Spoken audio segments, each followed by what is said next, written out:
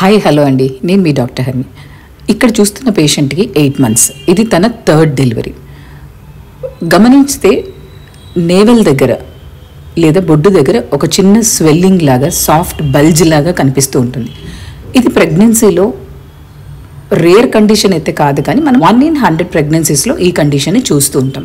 Twins కేసెస్లో కానీ, బాగా ఎక్కువగా ఉమ్ము నీరు ఉన్న కేసెస్లో కానీ, అబ్డామినల్ వాల్ మజిల్స్ వీక్గా ఉంటాయి కదా, అంటే రిపీటెడ్ ప్రెగ్నెన్సీస్ ఉన్నప్పుడు లేదా ఎక్సెస్ వెయిట్ ఉన్నప్పుడు పేషెంట్స్కి ఈ కండిషన్ మనం అబ్జర్వ్ చేయొచ్చు.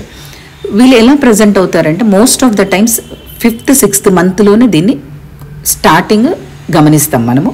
Pressure around the umbilicus complaint చేస్తూ ఉంటారు. అలాగే స్వెల్లింగ్, ఒక soft swelling around the navel complaint చేస్తూ ఉంటారు. అదే సివియర్ కేసెస్లో కనుక అయితే సివియర్ పెయిన్ అండ్ వామిటింగ్స్ కూడా ఒక్కొక్కసారి వాళ్ళు ఎక్స్పీరియన్స్ చేసే అవకాశం ఉంటుంది.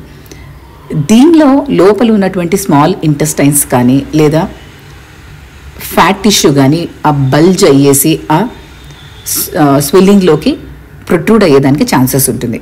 అలాంటప్పుడు వాళ్ళు పొట్ట మీద కనుక చేయి పెట్టుకొని ఆ ప్లేస్లో చేయి పెట్టుకొని దగ్గగలిగినప్పుడు ఒక గర్గ్లింగ్ సౌండ్ లాగా కూడా వాళ్ళు ఎక్స్పీరియన్స్ చేయగలుగుతూ ఉంటారు. ఒక ఇంపల్స్ తగులుతూ ఉన్నట్లు అనిపిస్తుంటుంది. దీనికి డెలివరీకి ఏదన్నా సంబంధం ఉందా అంటే టైప్ ఆఫ్ డెలివరీ అయితే దీనివల్ల ఏమీ మారదు. అలాగే బేబీకి కూడా దీనివల్ల ఎలాంటి ఎఫెక్ట్ అనేది కూడా ఉండదు. బట్ ప్రెగ్నెన్సీలో మనం కొంచెం వెయిట్ గెయిన్ జాగ్రత్తగా రావటం వల్ల, అలాగే బరువులు ఎక్కువగా మోయకుండా ఐడియల్ వెయిట్ని మెయింటైన్ చేసుకుంటూ ఇబ్బందిగా ఉన్నప్పుడు మనం మెటర్నిటీ బెల్ట్ను వాడుకుంటూ కూడా దీని నుండి కొంచెం ఉపశమనం పొందొచ్చు. మరి దీన్ని ప్రెగ్నెన్సీలో ఎలా ట్రీట్ చేయాలంటే మోస్ట్ ఆఫ్ ద టైమ్స్ దీనికి ట్రీట్మెంట్ అవసరం లేదండి. ఇది డెలివరీ అయిన తర్వాత అదే రిజాల్వ్ అవుతుంది.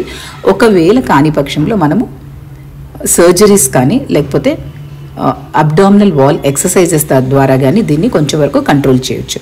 అండ్ లాప్రోస్కోపిక్ రిడక్షన్స్ కూడా దీన్ని చేయొచ్చు.